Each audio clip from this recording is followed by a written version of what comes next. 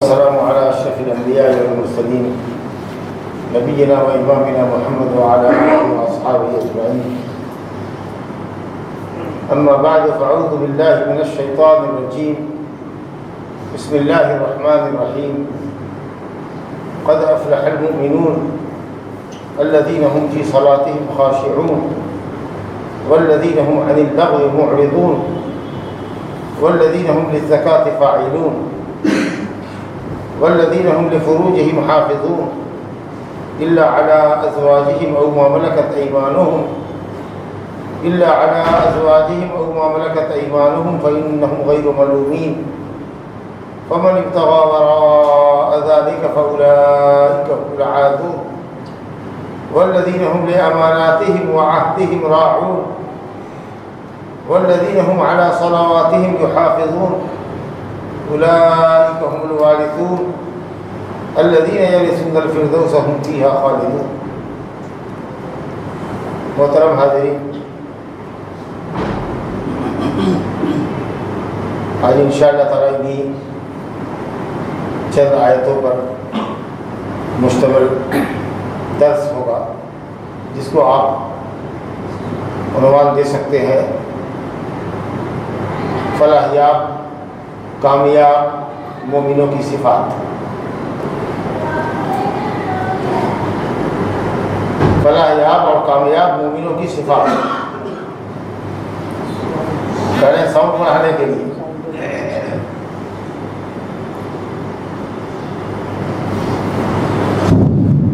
فلاح یاب اور کامیاب مومنوں کی صفات بیان کی گئی ان آیات میں. 18ویں پارے کا آغاز ہے اور پہلی سورت جو 18ویں پارے میں ذکر کی گئی ہے یا پارے کے آغاز سے پارے کے شروع سے ہی جو سورت شروع ہوئی ہے سورہ المومنون، ترتیب کے اعتبار سے یہ 23ویں سورت ہے 20/3 اور اس کی شروع کی 1 تا 11 آیات آپ کے سامنے پڑھی. سورہ المومنون ہے تو اللہ رب العالمین نے اس سورت کا آغاز بھی مومنوں سے اور مومنوں کی صفات سے کیا ہے. اللہ تعالیٰ کا ارشاد ہے قد افلح المومنون. ایک آیت کو آپ کے سامنے پڑھیں گے انشاءاللہ تعالیٰ مختصر انداز میں اس کی تفسیر آپ کے سامنے میں آئے گی. آپ اس کو درس قرآن سمجھیں. خطاب کی مجلس نہیں، درس قرآن کی مجلس. 10 آیتوں کو 11 آیتوں کو آپ کو سمجھنا ہے. اللہ تعالیٰ فرماتا ہے قد افلح المومنون، یقیناً مومنین کامیاب ہو گئے. یا یہ معنی کیجیے کہ یقیناً تحقیق کے مومن کامیاب ہیں، لیکن ان کی کامیابی اتنی یقینی ہے کہ اللہ تعالیٰ نے کہا کہ سمجھو ہو گئے. پاسٹ ٹینس استعمال کیا، ہو گیا، تو اس سے کوئی ڈاؤٹ نہیں. جیسے قیامت کا آنا ایک دم یقینی ہے، قیامت آئے گی جب آئے گی اپنے وقت پر، لیکن اللہ تعالیٰ کہتا ہے اتا امر اللہ، اللہ کا حکم آ گیا، قیامت آ گئی. آئے گی نہیں، اس کو ایسا سمجھے کہ آ گئی. تو کسی چیز کے وقوع کو یقینی بنانے کے لیے کہ ایسا ہو گیا، اس کے لیے پاسٹ ٹینس استعمال کرتے ہیں، ماضی کا صیغہ استعمال کرتے ہیں. تو اللہ کہتا ہے کہ تحقیق مومنین کامیاب ہو گئے. اس میں 2 لفظ سمجھنا ہے، فلاح کیا ہے اور مومنین کس کو کہتے ہیں. تو آپ سب جیسا کہ جانتے ہیں کہ ہم لوگ اذان میں بھی پکارتے ہیں، مؤذن پکارتا ہے حی علی الفلاح، حی علی الصلاۃ پہلے کہتا ہے، اس کے بعد حی علی الفلاح. آؤ نماز کی طرف، آؤ کامیابی کی طرف، یعنی نماز ہی اصل کامیابی. فلاح کا معنی کیا ہے اس کو سمجھیے. فلاح کے معنی عام طریقے سے لوگ کامیابی کا معنی کرتے ہیں، لیکن بہت ڈیپ لفظ ہے، بہت گہرا لفظ ہے، اس کے اندر بہت گہرائی ہے معنی کے لیے. فلاح کہتے ہیں انسان کی جو سب سے بڑی خواہش ہو اس کی تکمیل کو فلاح کہتے ہیں. اگر آدمی کو اس کی سب سے بڑی خواہش حاصل ہو جائے، انسان کو اس کا سب سے بڑا مقصود اور مطلوب حاصل ہو جائے تو کہتے ہیں کہ یہ آدمی کامیاب ہو گیا، فلاحیاب ہو گیا، اس کو اس کا سب سے بڑا مقصد ہے۔ اور فلاح کا معنی ہوتا ہے دائمی سرمدی نعمت، ایسی نعمت جو کبھی ختم نہ ہونے والی۔ اگر ویسی نعمت کسی کو مل جائے تو کہتا ہے یہ آدمی کامیاب ہو گیا، اس کو دائمی نعمت مل گئی۔ اور اس اعتبار سے اگر آپ دیکھیے دونوں پہلو کے سے کہ فلاح کہتے ہیں سب سے بڑے مقصود کو جو انسان کو ہو، اور دائمی نعمت کو تو سمجھ میں آئے گا کہ یہ جنت کے اوپر بولا جانا اس کا حق ہے، کیونکہ مومن کا سب سے بڑا مقصود اور سب سے بڑا مطلوب جنت کی کامیابی، جنت کی حسن یابی۔ اسی کے لیے نماز، روزے، حج، زکوٰۃ، صدقہ، خیرات، تلاوت، ذکر و اذکار، دعا، درود، سب اسی کے لیے کہ ہم کو اللہ تعالیٰ اپنے فضل سے جنت میں داخل کرے۔ یہ سب سے بڑا مومن کا مقصود ہے۔ اور جنت کی نعمت ہی دائمی نعمت ہے۔ اس کے علاوہ جتنی دنیا کی نعمتیں ہیں آپ سب جانتے ہیں، دنیا فانی، کل من علیہا فان، روئے زمین پر جتنی چیزیں سب فنا کے گھاٹ کر جائیں، کچھ بھی باقی نہیں رہے۔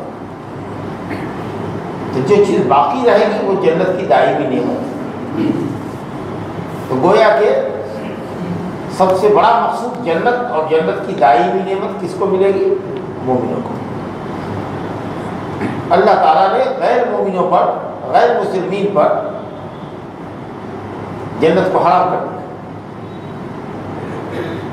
جو بھی مشرک ہے، ایک اللہ پر ایمان نہیں رکھتا، ایک اللہ کی بندگی خالص نہیں کرتا، اس کے لیے اللہ کی جنت حرام ہے۔ انہ من یشرک باللہ فقد حرم اللہ علیہ الجنہ، جو شرک کرتا ہے اللہ نے اس کو اپنی جنت کو حرام کر دیا۔ مشرکین کا دائمی ٹھکانہ جہنم، ومأواہ جہنم وما للظالمین من انصار، اور مشرکین کا کوئی مددگار بھی نہیں، تو اس کے لیے سفارش بھی نہیں کرتی۔ کسی کو اجازت ہی نہیں ہوگی کہ مشرک کے حق میں سفارش کرے۔ اللہ نے دو ٹوک کہہ دیا کہ وہ مشرک کو کبھی معاف نہیں کرے، ان اللہ لا یغفر ان یشرک بہ، لیکن ہاں مشرک کے علاوہ جس کو چاہے اللہ معاف کرے، جس کو چاہے وہ چاہے۔ تو بہرحال مومنین کامیاب ہو، کامیاب فلاح کا بنا آپ نے سمجھ۔ لیکن اس کا یہ مطلب نہیں ہے کہ مومنوں کے لیے صرف جنت کا اور جنت کی نعمتوں کا اللہ نے وعدہ کیا ہے۔ رب العالمین ایمان والوں کو، نیک عمل کرنے والوں کو دنیا بھی اچھی عطا فرماتا ہے، اور ہم دیکھ رہے ہیں کہ اللہ رب العالمین نے دنیا کی حکومت سب سے زیادہ اگر دنیا پر کسی نے حکومت کی ہے تو مسلمانوں نے کی، اور پھر آخر وقت میں مسلمانوں کی حکومت ہی دنیا پر، اور ہر دور میں زمین کے وارث اللہ کے نیک بندے ہی ہوئے۔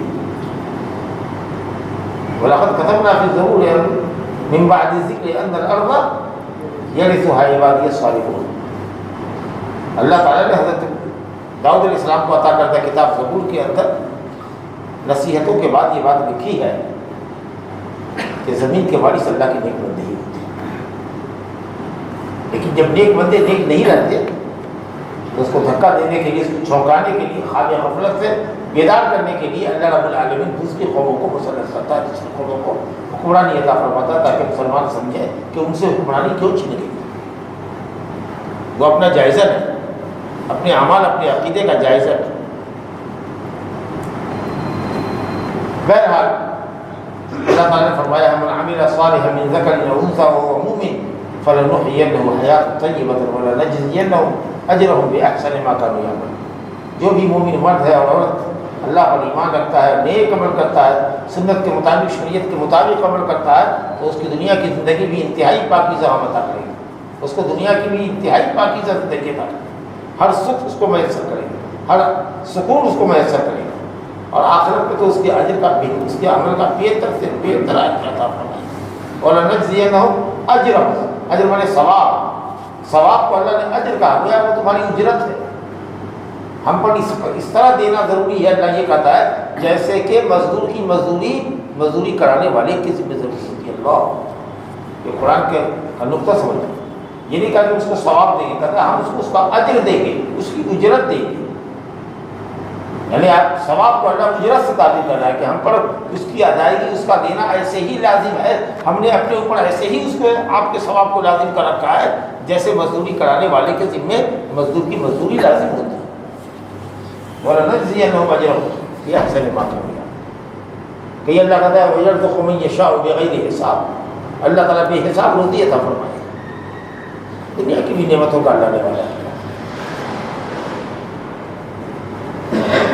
ہر تکلیف سے اس کو نجات دے دیں گے، ہر پریشانی سے اس کو نجات دے دیں گے، بلا سام و گمان اس کو روزی عطا فرمائیں گے۔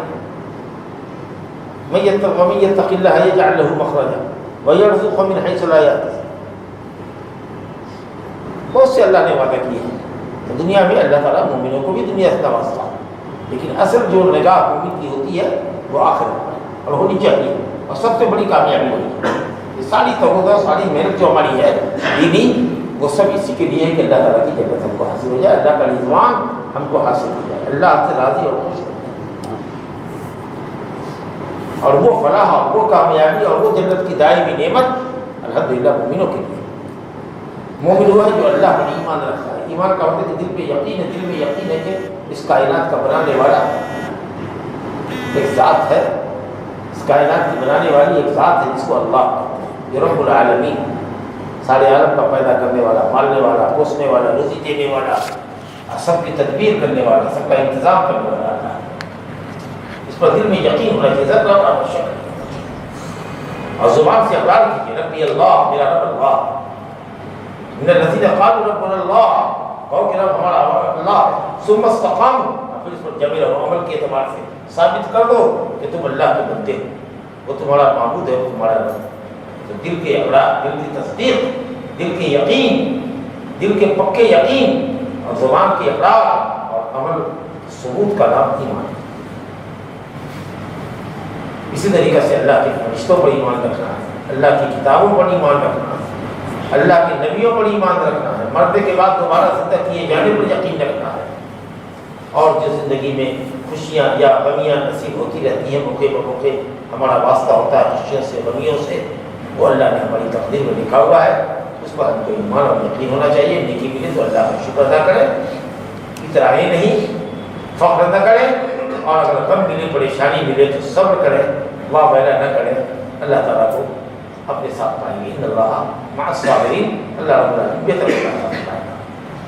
اولئک علیہم صلوات من ربہم ورحمۃ واولئک هم المفلحون۔ بونس عطا کرے گا، جو لے گا جتنا کچھ لے گا اس پر آپ صبر کیجیے گا تو اللہ اس سے بہتر عطا فرمائے گا کہ میں نے جتنی چیزیں لے لی، اس کا بیٹا لے لیا، اس کو اچھا بیٹا دے دیا، اس کا کاروبار لے لیا ہے، اس کو اچھا کاروبار دے، صبر کیا ہے اس نے، پہلے بھی قائم رہا عبادت پر، بیچ میں بھی قائم رہا، اور تکلیف کے دنوں میں بھی اللہ اللہ کر رہا ہے، ہیرے کی تکلیف کے دنوں میں اللہ اللہ کر رہا ہے۔ جو خوشحالی تھی تو اس کو کاروبار سے چھٹی نہیں ملتی تھی مسجد کے لیے، دنیا دار مکار آدمی تھا، خوشحالی میں ہم کو بھولے رہا اللہ کرتا ہے، اور بدحالی جب ہوئی ہے تب اللہ اللہ کرتا ہے، اللہ اللہ کرتا ہے۔ تو اللہ ایسے لوگوں کو نہیں پہچانتا، نہیں پہچانتا، اللہ اسی کو پہچانتا ہے جو خوشحالی میں اللہ کو یاد کرتا ہے۔ اسی لیے نے حضرت عبداللہ بن عباس کو وصیت کیا، تعرف الی اللہ فی الرخاء یعرفک فی الشدہ، خوشحالی میں اللہ رب العالمین کو پہچان لو، اللہ کی عبادت کرو تاکہ جب تم بدحال ہو گے تو اللہ تم کو پہچانے۔ تو بہرحال تقدیر کے اوپر ایمان رکھنا ہے، صبر کا دامن نہیں چھوڑنا، اور کبھی بھی مایوس نہیں ہونا ہے، اللہ کی طرف سے اسٹرگل کرنا، اسٹرگل کرتے رہیے، اللہ سے مدد مانگتے رہیے، انشاءاللہ دن بدلے گا، حالات بدلیں گے۔ کبھی کسی کے ساتھ تکلیف سدا جڑی نہیں گئی ہے، ان مع العسر یسرا، تکلیف کے ساتھ اللہ نے آسانی بھی بنائی۔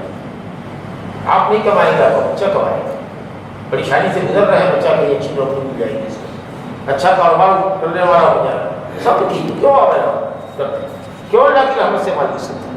مومن کہیں اللہ کی رحمت سے مایوس ہوا، انہ لا یأس من روح اللہ الا القوم الکافرون، اللہ کی رحمت سے کافر مایوس ہوتا ہے۔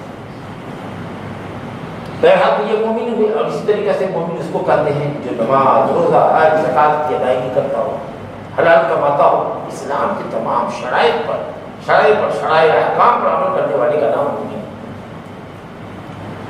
جی عقیدہ بھی صحیح ہے، عمل بھی اس کا ٹھیک ہے، ایسے مومنین کے متعلق اللہ فرمانا ہے کہ وہ کامیاب ہے۔ اب کتنے درجے کے ہم مومن ہیں، کیا پرسنٹ ایمان ہے ہمارے اندر؟ ہمارے اعمال کے اعتبار سے، ہمارے عقیدے کے اعتبار سے، ہمارے اخلاق کے اعتبار سے، ہمارے جائز کاروبار کے اعتبار سے، ہمارے لوگوں سے جو معاملات ہیں، اس سب کے اعتبار سے ہم کتنے مومن ہیں، کتنے مسلمان ہیں، کتنا نمبر ہم کو ملنا چاہیے، یہ دوسرا کیا جج کرے گا ہمارے متعلق؟ ہم اپنے متعلق خود جج کر سکتے ہیں کہ ہمارے اندر کہاں اچھائی ہے، کہاں خراب ہے۔ ہر شخص کو اپنے نفس کا محاسبہ خود کرنا چاہیے۔ اگر اپنے اندر اچھائی پائی ہے، اللہ کی تعریف کیجیے، اللہ تیرا شکر ہے کہ تیری توفیق سے میری زندگی ٹھیک چل رہی ہے، تیرے راستے پر لگی ہوئی ہے زندگی، اور نہیں اگر دیکھیں کہ ہم سے کوتاہی ہے، کمزوری ہے، تو فلا یہ من رہ جائے نفس، آدمی کو چاہیے کہ اپنے نفس کو بنا رکھے اور اپنی غلطی کو سدھارے قبل اس کے کہ موت کا فرشتہ سینے پر دس سکتے، اس سے پہلے کب کس کو دستک دے گا وہ، کب کس کی روح پرواز کرے گا، یہ کوئی نہیں جانتا۔ اس لیے جتنا جلد سے جلد اور اللہ کی طرف مائل ہوتا ہے۔ بہرحال مومن اور مسلم کے لیے اللہ نے فلاح اور کامیابی جوڑا ہے، مومن اور مسلم ہی کا۔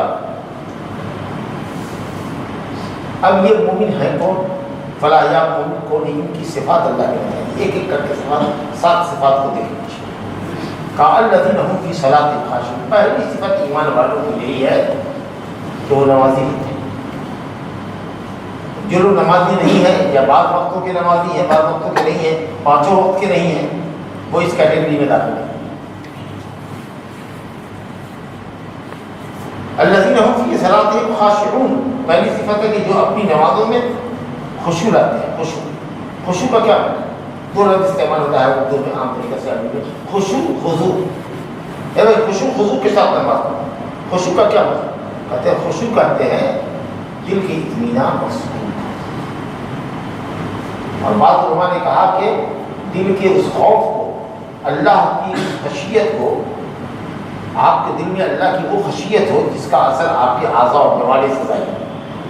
اللہ کا دل میں خوف ہوتا ہے تو آدمی کا سر بھی اللہ کے سامنے جھکا ہوتا ہے، تواضع ہوتی ہے، خاکساری ہوتی ہے، اللہ کی اکڑ نہیں ہوتی، اور دل اللہ کی طرف مائل ہے تو ہاتھ بھی مائل ہے، کہاں ہاتھ ہونا چاہیے، قیامت رکوع میں کہاں ہونا چاہیے، سجدے میں کہاں ہونا چاہیے۔ بلا ضرورت کے کچھ لوگوں کو دیکھیے گا نماز پڑھ رہے ہیں، خیالات کی دنیا میں ہے، تاریخ لپیٹ رہے ہیں، کچھ کو دیکھیے گا موبائل سے بار بار اس کو بند کر رہا ہے، پھر جانتا ہے کہ ہر ایک سیکنڈ پر رنگ بجانے والا بجاتا رہتا ہے، اس کو ٹھیک ہے پکڑا، سوئچ کو دبا دیا، دیر تک دبا دیا کہ اوکے ہو گیا۔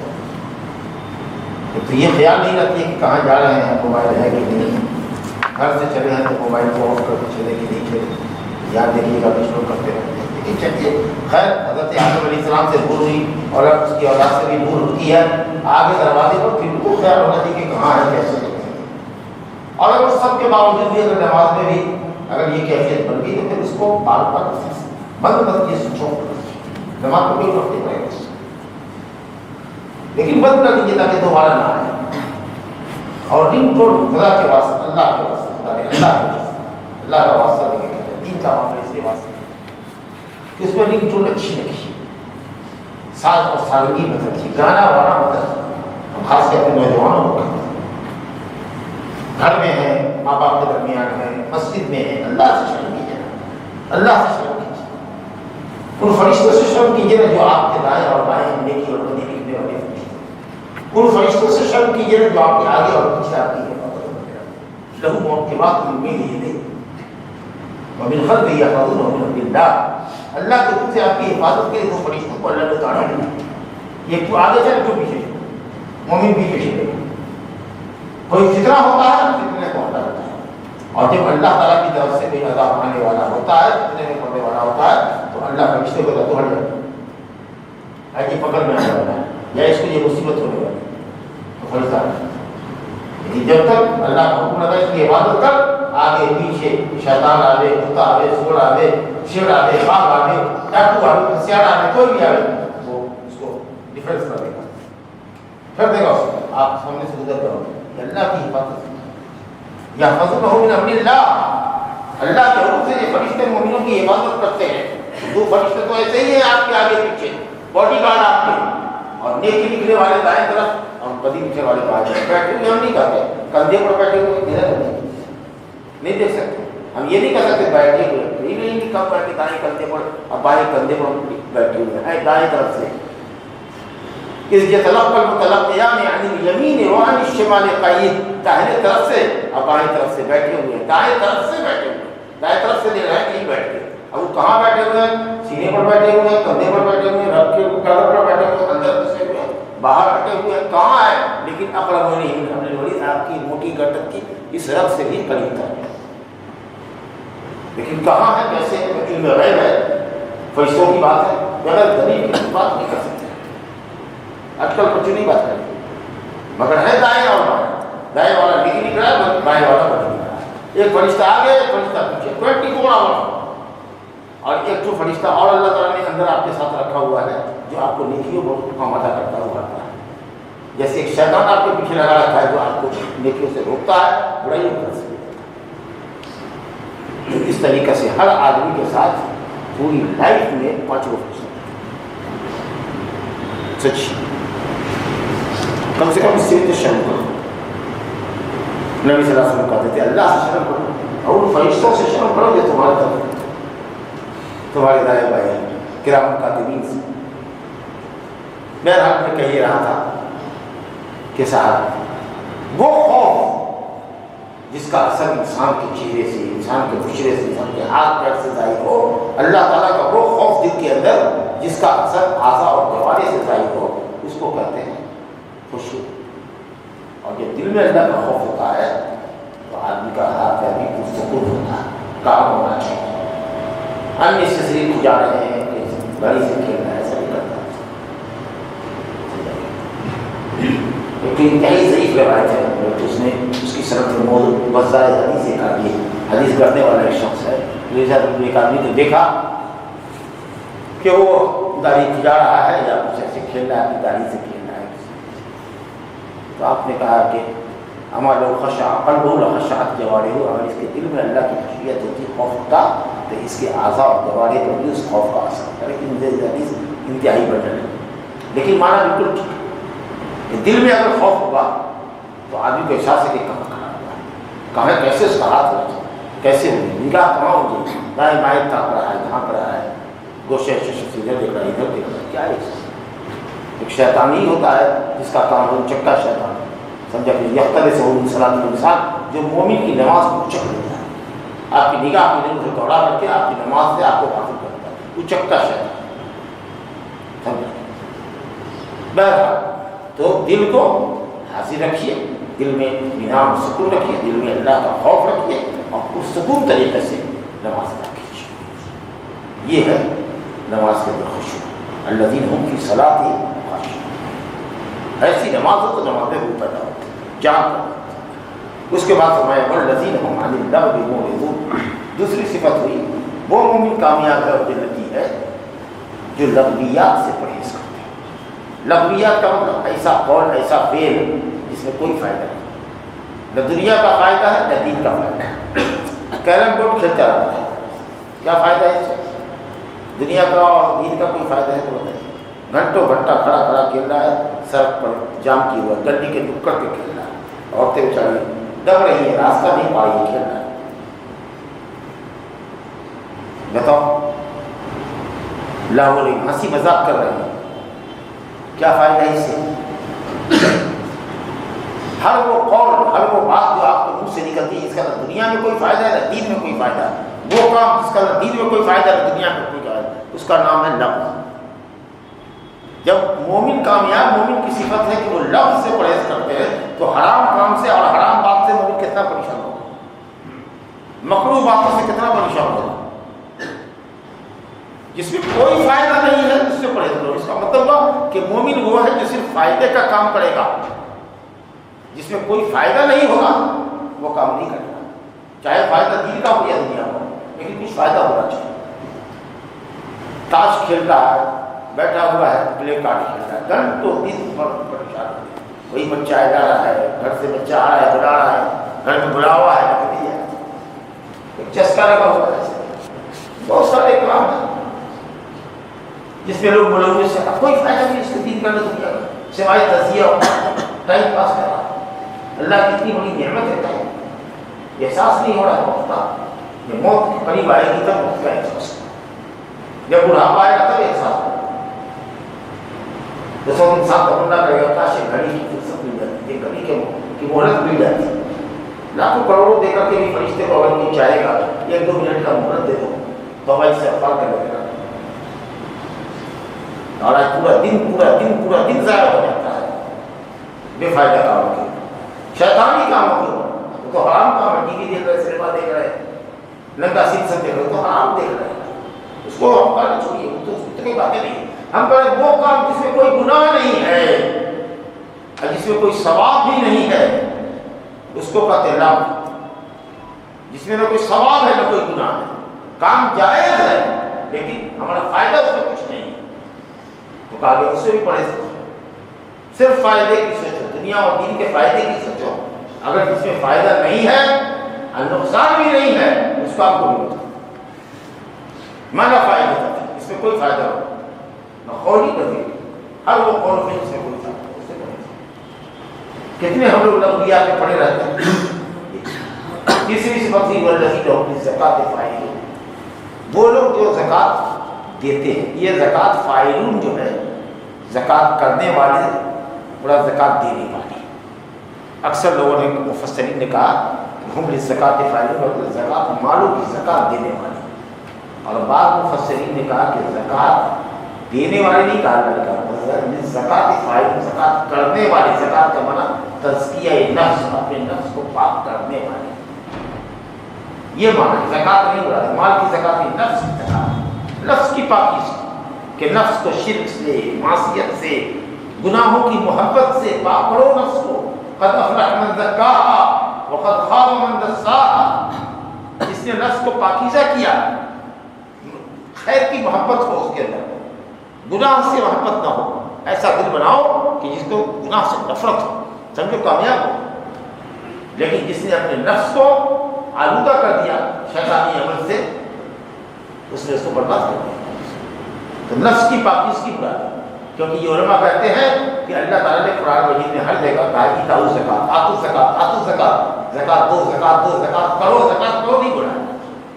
کچھ لوگ پھر یہ بھی دعویٰ ہے کہ جب بھی آیا ہے زکات کا ذکر قرآن مجید میں اکثر مقامات پر، تقریباً 27 مقامات کے اوپر، تو نماز کے ساتھ اقیموا الصلاۃ وآتوا الزکات، اقیموا الصلاۃ وآتوا الزکات، سمجھا کہ نہیں، بغیر فصل ڈالے ہوئے، بغیر فرق ڈالے ہوئے، سمجھا کہ نہیں، لیکن یہاں پر ہے صراط خاشعون والذین هم عن اللغو معرضون والذین هم للزکاۃ فاعلون، ایک آیت بیچ میں نماز اور زکات کے درمیان فرق کر رہی ہے، سمجھ گئے؟ تو یہ قرآن کا پیٹرن نہیں ہے، یہ کہتے ہیں۔ اور تیسری بات یہ کہتے ہیں کہ زکات تو مدینے میں فرض ہوئی ہے، اور یہ سورۃ مکے کے اندر نازل ہوئی تھی، تو وہاں نماز کا زکات کا کہاں سے؟ لیکن کچھ لوگ کہتے ہیں کہ نہیں، زکات اصل میں مکے میں فرض ہوئی تھی، نصاب اور مقدار، کتنے مال میں کتنی زکات ہوگی، یہ تفصیل مدینے میں آئی، کیونکہ سورہ انعام مکی صورت ہے، اور اس میں اللہ تعالیٰ نے لکھا ہے وآتوا حقہ یوم حصادہ، جس دن فصل کاٹو اس دن فصل کا حق دے دو، کہتے ہیں کہ زکات اس سے ثابت ہوتی ہے۔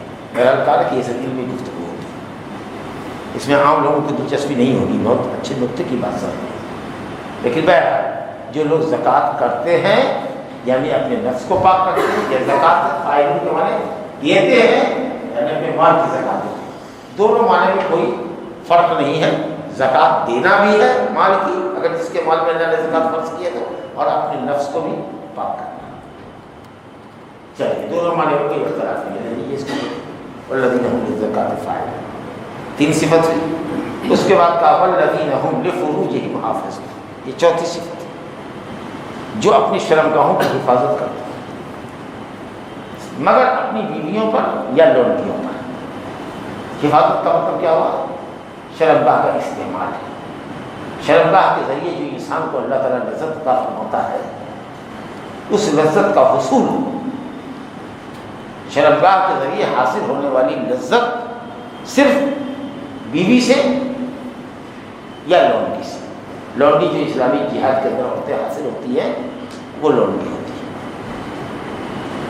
وہ تو آج کل ہے نہیں رواج، جب کبھی اسلامی جہاد شروع ہوگا تو پھر اگر مسلموں کی عورتیں آئیں گی تو اسلامی شرعی جہاد جب قائم ہوگا تب وہ لوڈیاں ہوں گی، بچے لوڈے ہوں گے اور وہ مجاہدین کے درمیان تقسیم کی جاتی ہے، اس کا اپنا پورا ضابطہ قائم ہے۔ ابھی دنیا میں کہیں لوڈی قائم نہیں ہے۔ تو کہا گیا کہ بیوی اور لوڈیا، لوڈی نہیں تو صرف بیوی، یعنی صرف بیوی ہی ان کی جنسی خواہش کے لیے اور ان کی نفسانی خواہش کی تکمیل کے لیے اللہ نے کہا ہے کہ مومن وہ ہے جو صرف اپنی بیوی کو ہی اپنی جنسی خواہش کے لیے استعمال کرتا ہے، اور مومنہ عورت وہی ہے جو صرف اپنے مرد کے اوپر اکتفا کرتی ہے۔ اس کے علاوہ سیکسول انٹرسٹ کا جو بھی طریقہ ہو سکتا ہے، جنسی خواہش کا جو بھی طریقہ اس کے علاوہ ہو سکتا ہے بیوی کے علاوہ، وہ اسلام میں حرام، وہ اسلام میں حرام،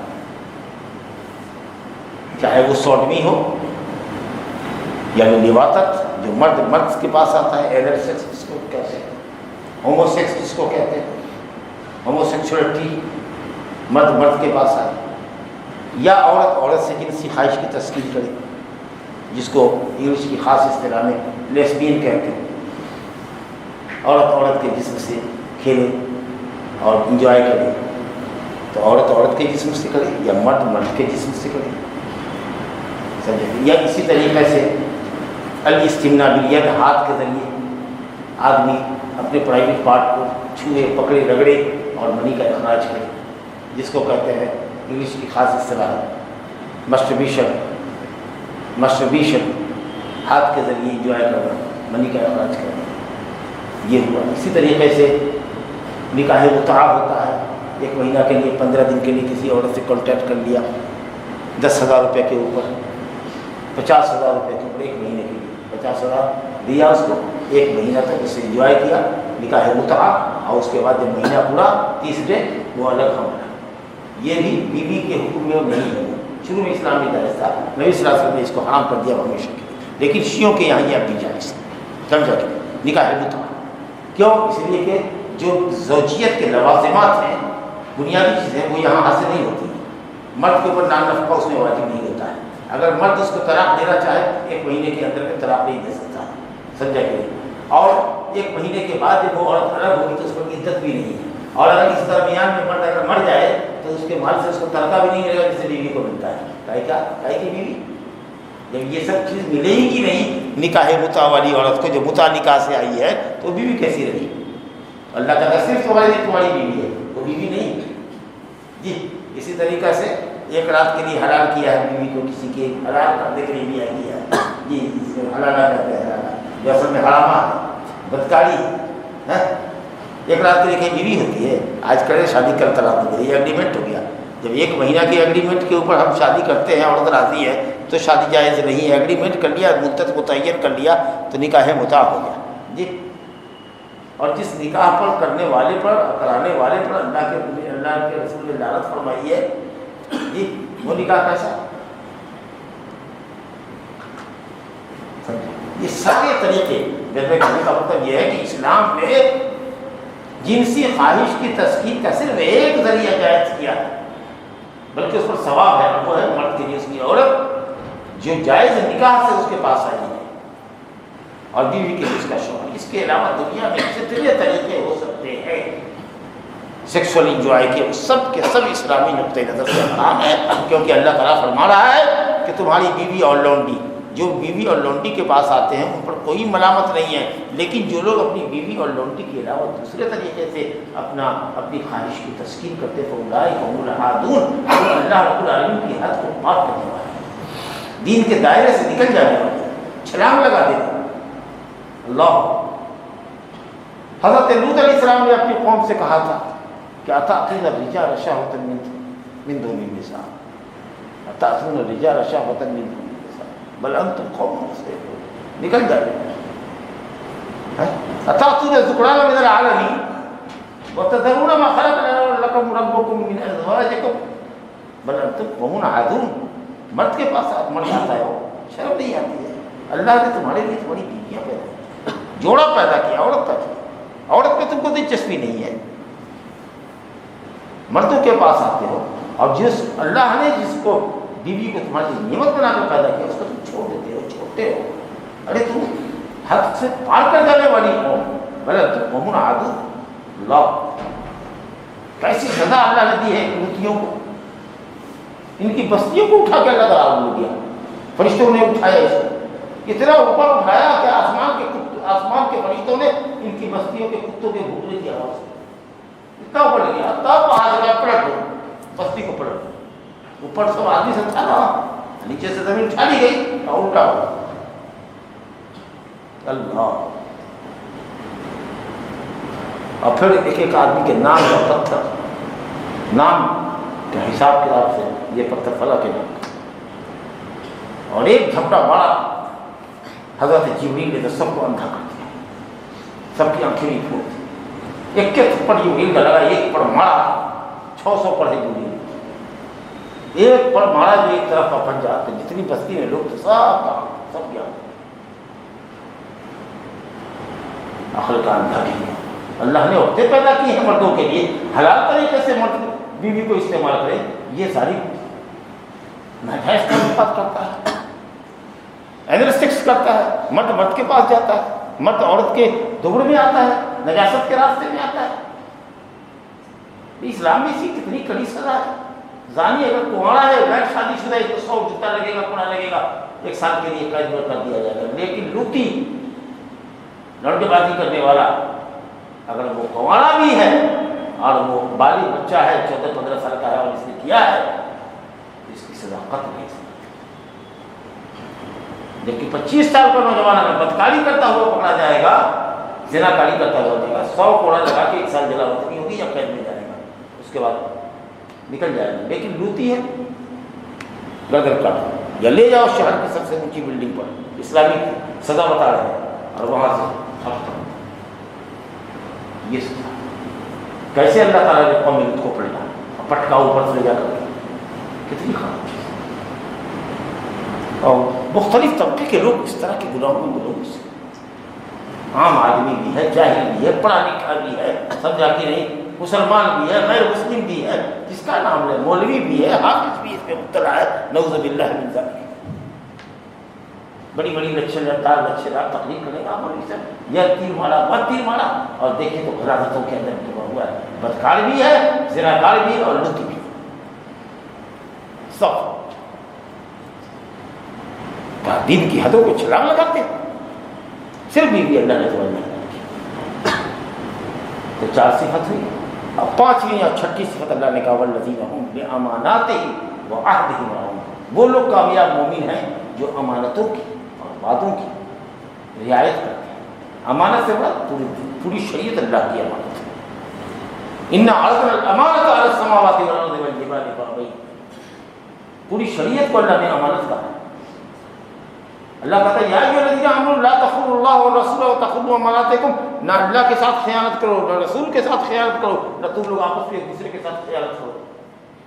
یعنی اللہ اور اس کے رسول کے احکام سے منہ موڑو گے، خیانت ہوگی. اب تم میں سے کسی نے کسی کے پاس اگر کچھ دھروہر رکھا ہے، کچھ سامان رکھا ہے، جیسے اس کو رکھ لیجیے اپنے پاس، ہم آئیں گے. تنہائی میں اندھیرے میں آدمی کسی کو دیتا ہے کچھ، 4 آدمی کے سامنے امانت نہیں کرتا ہے. بےمانی مت کرو، اس کے مال کو ہڑپ مت کرو. اسی طریقے سے کسی کو کسی نے کوئی بات کہی، پرائیویٹ بات کہی، تو تمہارے اندر پرائیویسی ہونی چاہیے کہ اس کے خفیہ بات کو، راز کو راز رکھیں. کل جھگڑا ہوگا، اختلاف ہوگا کسی بات پر، سارا کچھا چٹھا آپ اس کا کھول کر کے رکھ دیں گے اور اس کو برسر بازار ننگا کر دیں. یہی امانت ہے. تو امانتوں کا لحاظ، عہدے امانت ہے. عہدے جیسا فرمایا کہ عہدے امانت ہے. کون سا عہدہ کس کو جانا چاہیے، کہ کیا ملے گا جماعت کا، ناظم بن کے سیکریٹری بن کے جنت مل جائے گی. جذبہ خدمت کا نہیں ہے الا ماشاء اللہ.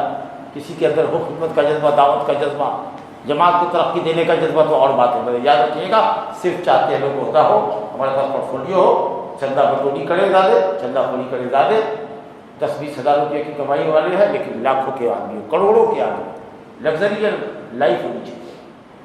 یہ ملا ولیوں کا کام ہے. بغیر آمدنی کے، بغیر پیسے کے ہو گئے. کمائی ہے آپ کی 20,000 روپئے کی، آپ دیکھ رہے کہ 20 کروڑ کی جائیداد 10 سال میں حاصل کر لیا. کہاں سے کر لیا؟ آسمان سے طبقہ 100 انکم کیا ہے؟ اور پراپرٹی کتنی بنائی ہوئی ہے؟ اللہ کے یہاں جواب نہیں دینا ہے، حساب نہیں دینا ہے اللہ کے یہاں کہ مال کہاں سے لائے، کس راستے میں خرچہ کیا، ایک ایک پائی کا حساب دینا۔ اگر آدمی ذمہ داری کو سمجھے اور ان اللہ جواب دہی کا احساس ہو تو کوئی کہے گا کہ تم قومی ذمہ داری تو نہیں، ہم اس کے لائق نہیں۔ اور یہاں مارا پیٹی ہو رہی ہے، جماعتوں کے اندر تفریق ڈالی جا رہی ہے، دشمنی ڈالی جا رہی ہے، اس کو اسے وہ پھٹکاتا ہے، وہ پھٹکاتا ہے، ہم کو امیر بناؤ، ہم کو امیر بناؤ، ہم بڑے قابل تھے، ہم بڑے بڑا۔ جی یہ معاملہ ہے، کام کرو، دین اور دعوت کا کام کرو، عہدے کے پیچھے کائے کو پڑتے ہو؟ ہمارا تاریخ ہے، قوم کا مسئلہ ہے، ہم تو اپنے ہی گناہ سے اتنے بوجھا لگے کھٹ کھڑی ہو جائے گی اللہ کی یہاں، دوسرے کا ہم دردے سے کیا لے گے بھائی؟ ہاں زور زبردستی کسی کو آدمی سمجھے، پبلک سمجھے کہ ہاں یہ اس کا آئیڈیا ہے اور اس کو آدمی دے دیا زبردستی، ایک بندہ نہیں چاہ رہا ہے اور پھر بھی لوگوں نے دے دیا، اور انشاءاللہ اللہ پر توکل کرو لو، انشاءاللہ ہم لوگوں سے جو تعاون ہوگا کریں گے۔ اور تب اس نے ذمہ داری اٹھائی تو اللہ تعالیٰ ایسے بندے کی مدد فرماتا ہے۔ لیکن عہدہ مانگ کر کے اگر دیتے ہو تو ایسے کو آپ کسی کو عہدہ دیتے نہیں تھے، اور ایسا آدمی اللہ کی مدد سے محروم ہوتا ہے، کوئی بھی ہو عہدہ، اور خاص کی یہ دینی ہوتا، مسجد کے متولی ہم رہے، سیکریٹری ہم رہے، تو جماعت کے امیر ہم رہے، تو ہم رہے، تو ہم رہے، اسی کا ہر جگہ ہونا۔ تو امانتوں کی جس میں عہدے بھی داخل ہیں اس کی رعایت کیجیے اور وعدوں کا لحاظ کیجیے۔ قرآن مجید میں بہت سی آیتیں، یا ایھا الذین آمنوا اوفوا بالعقود، جی اوفوا بعہدی اوفی بعہدی، میرا ساتھ جو وعدہ کیے ہو کہ اللہ کی توحید پر رہیں گے، اللہ کی اطاعت پر رہیں گے، وعدہ پورا کرو۔ ہم بھی تمہارے ساتھ وعدہ کیے ہوئے ہم بھی پورا کریں گے، بلکہ تم تو ہمارا وعدہ پورا کرو، اللہ کہتا ہے تم تو ہمارا وعدہ پورا کرو، تم پر کیا لازم ہے، تم کرو، ہم دیتے ہیں تمہارے ساتھ جو وعدہ کیے اس کو پورا کیے دیتے ہیں۔ تو اللہ اور کے رسول سے جو ہمارا وعدہ ہے، اشہد ان لا الہ الا اللہ اشہد ان محمد رسول اللہ، اللہ کی بندگی کریں گے، رسول اللہ صلی اللہ علیہ وسلم کی پیروی کریں گے، تو بندگی کرو اللہ کی، رسول اللہ کی پیروی کرو، شریعت کے مطابق زندگی گزارو، اللہ اپنے وعدے کو پورا کرے گا آپ کے سامنے، اچھی زندگی عطا فرمائے گا، اچھی عقبہ بڑھا دے، جنت کی نعمتوں سے ملامت کر دے۔ تو عہد کے اندر اللہ اور اس کے رسول کے ساتھ کیا ہوا ہے، اور ہم لوگ جو ایک دوسرے سے وعدہ کرتے ہیں، عہد و پیمان کرتے ہیں، اس کی بھی بڑی پوچھ ہے۔ وَأَوْفُوا بِالْعَهْدِ إِنَّ الْعَهْدَ كَانَ مَسْئُولًا، قیامت کے دن پوچھو، وعدہ کر دیا، چلتا پھرتا وعدہ کرتے ہیں لوگ، ایک ایک وعدے کی پوچھ ہوگی اللہ تعالیٰ۔ 6 صفت ہو گئی، اور 7ویں صفت اللہ نے کہا والذین هم علی صلواتہم یحافظون، پھر 7ویں صفت وہی نماز ہے، اور وہ لوگ کامیاب مومن ہیں جو اپنی نمازوں کی حفاظت کرتے ہیں۔ حفاظت کرتے ہیں کا مطلب ہے کہ دائمون، ایک جگہ ہے الذین هم علی صلاتہم دائمون، ہمیشہ پڑھتے ہیں، صرف رمضانی نمازی نہیں ہوتے، ہمیشہ پڑھنے والے، کیونکہ فوائد للمصلین الذین هم عن صلاتہم ساہون، یہ نمازوں سے غفلت پڑھتے ہیں، کبھی پڑھا کبھی نہیں پڑھا، ایسے لوگوں کے لیے تو وائد ہے، خرابی ہے، جہنم کا طبقہ ہے، خطرناک طبقہ ہے، اور دنیا آخرت میں خرابی ہے جو نماز کبھی پڑھتا ہے کبھی چھوڑتا ہے۔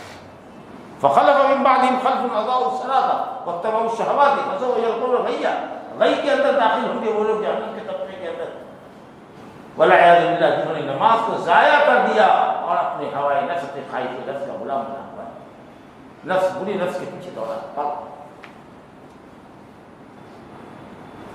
دائمون الذین هم علی صلاتہم دائمون، ہمیشہ کی بڑھتے ہیں، اور نماز کی جو شرائط ہے، نماز سے پہلے پاکی ہونی چاہیے، کپڑا پاک، جسم پاک، سمجھا کہ وضو مکمل طریقے سے ہونا چاہیے، خشک نہ رہ جائے، اور اسی طریقے سے نماز کے اندر جو شرائط ہے اور جو ارکان ہیں، قیام، رکوع، سجدہ وغیرہ، سورہ فاتحہ پڑھنا، اور اسی طریقے سے جو اس کے واجبات ہیں، ذکر اذکار، تسبیح، تحلیل وغیرہ کرنا، تمام چیزوں کے ساتھ آداب اور سنتوں کا لحاظ کر کے نبی صلی اللہ علیہ وسلم کے طریقۂ نماز کو پڑھ کر کے اس طریقے کی نماز کو اگر آپ پڑھتے ہوئے تو گویا کہ یہ نماز کی حفاظت ہے کہ ٹھیک ٹھیک طریقے سے آپ نے پڑھا، سنت کے مطابق ٹھیک ٹھیک وقت پہ پڑھا، عذر شرعی اگر نہیں ہے تو مسجد میں آ کے پڑھا۔ مسجد کیوں بنائی ہے آپ لوگوں نے، یا کیوں بنانے کا حکم ہوا ہے، کیوں اس پر اتنا پیسہ خرچ کیا جا رہا ہے؟ اسی اجتماعیت کو باقی رکھنے کے لیے۔ نماز تو گھر میں بھی نمازی ہے، یہاں بھی نماز ہے، لیکن دیکھیے 27 گنا بڑھ کے ہے یہ سب نماز، کیوں؟ تاکہ مسجد کو آباد جی۔ اور حضرت عبداللہ بن مسعود کہتے تھے کہ جو ہم نے کا کوئی آدمی مسجد میں نہیں آتا تھا باجماعت تو ہم لوگ کو اس کے اسلام پر شک ہوتا تھا، ہم لوگ سمجھتے تھے کہ وہ منافق ہے، اسی لیے جی منافقین دکھانے کے لیے جریا میں آ جاتا تھا، انہڑیا میں نکل گیا، پتلی گلی سے نکل گیا، صرف دکھانے کے لیے آتا تھا جی۔ خاص کی عشاء اور فجر کی نماز نبی صلی اللہ علیہ وسلم فرمایا اثقل صلاۃ المنافقین صلاۃ العشاء فجر، منافقین پر سب سے بھاری نماز عشاء اور فجر۔ اللہ تعالیٰ ہمارے حال پر ہم فرمائے، تو نماز کی حفاظت کیجیے، ہمیشہ وقت کی نماز پڑھیے۔ حضرت عبداللہ بن مسعود وہ بڑی کی روایت ہے، نبی صلی اللہ علیہ وسلم نے پوچھا کہ ای الاعمال افضل، یا رسول اللہ سب سے افضل عمل بتائیے، تو آپ نے فرمایا الصلاۃ علی وقتہا، اے مومنوں سب سے افضل عمل یہ ہے کہ نماز کو ٹھیک اس کے وقت پر، اول وقت پر، نماز کا وقت ہو گیا اول وقت، نہ چلو پڑھ لیں گے 2 بجے 2:30 بجے پڑھ لیں گے، 3 بجے تک کا ٹائم ہے، اثر 3 بجے ہوتا ہے، 3:30 بجے 3:15 بجے 3 بجے تک ہے نا ٹائم، پڑھ کے جاؤ۔ ابھی جو مر گئے تب بیچ میں مر گئے ظہر اور عصر کے بیچ میں، تب کیا ہوا؟